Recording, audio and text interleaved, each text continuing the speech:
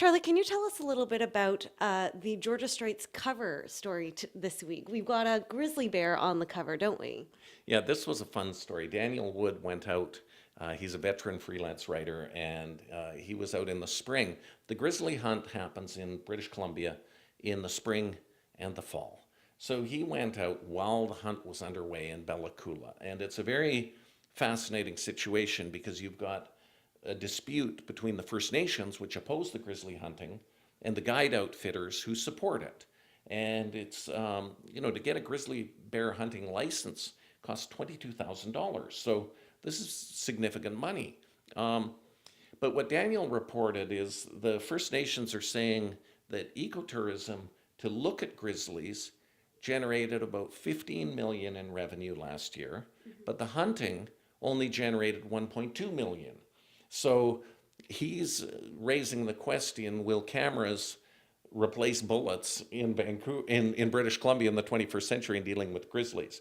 Another issue is the number of grizzlies. The government says, the provincial government, that there's 15,000.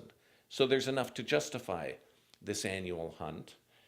The conservationists, one of the biologists who works for Rain Coast Conservation Foundation, was saying that there's only 6,000, so 15,000 versus 6,000, and that raises questions about is this hunt sustainable if there were a lot fewer grizzlies? There are many other aspects of the story, but I thought those two in particular were quite fascinating in that one is more money being generated by keeping the bears alive, but then there's issues of the people who live there that do you want grizzly bears, coming into your backyard? And one of the things that a saying up in that part of the province is that a bullet is cheaper than an electric fence. Um, and then the question is how many of these grizzly bears are being killed that are not even being reported. Um, so Daniel's looked into this, and it's been a contentious issue for a long time. When the NDP government was in place, they actually banned the grizzly bear hunting in British Columbia in the 1990s. And when the Liberals were elected in 2001, that was one of the early things that they did was they reinstated it in a limited way. But it's still a hot issue. It's always been a hot issue. And actually, the grizzlies, they need massive amount of habitat, like they actually travel great distances. And I was really surprised this summer to hear that a grizzly showed up in Squamish. Because traditionally the Squamish Whistler area and the North Shore is black bears. Grizzlies are larger, more dangerous, more prone to attack humans. With the black bears, there are attacks, but often it's where a person gets in between a mother and a child, and they're omnivores. The grizzlies are ferocious, and to hear of a grizzly showing up in Squamish, I found that quite astonishing.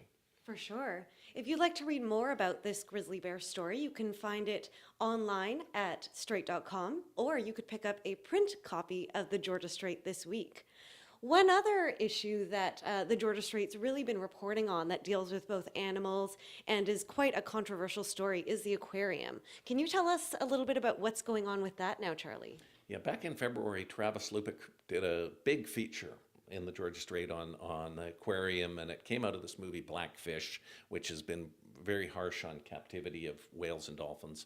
And so the park board had this process that unfolded where they sought public input, and they banned mating of cetaceans in captivity. And this is problematic in a way for the aquarium because they have two porpoises, Jack and Daisy. They're best friends, they're young porpoises, and they're sharing the same tank. And John Nightingale, who's the CEO of the aquarium, says he's not going to separate Jack and Daisy, and that it's crazy for the park board to be issuing these decrees that Jack and Daisy cannot mate in the future, and how are they going to stop that? And he's not going to separate them. Well, it turns out what Travis's latest story looked at, the aquarium actually has 9 whales, beluga whales. Only 2 are in Vancouver. 5 of them are in SeaWorld facilities, and 2 of them are in the Georgia Aquarium in the state of Georgia, in the United States. And what's happened was aquarium officials were involved at a meeting to discuss importing whales from the wild to the Georgia Aquarium. There was an application to the U.S. regulator, and what happened was the permit application was refused. But this is partially what was motivating the park board commissioners when they wanted to ban the mating in captivity, is they're concerned, they told Travis they're concerned about these Vancouver aquarium whales in other facilities that are being used for mating purposes, and whether they're mating with whales from the wild to increase genetic diversity. The park board has no jurisdiction over whales that are not in Stanley Park, so they can't do anything about it.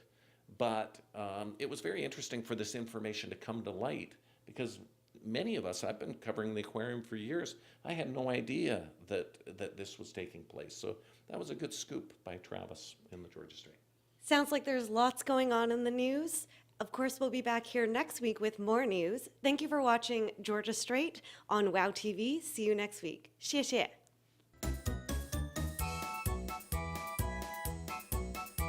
感谢收看今天的大温故事，我们下期再见。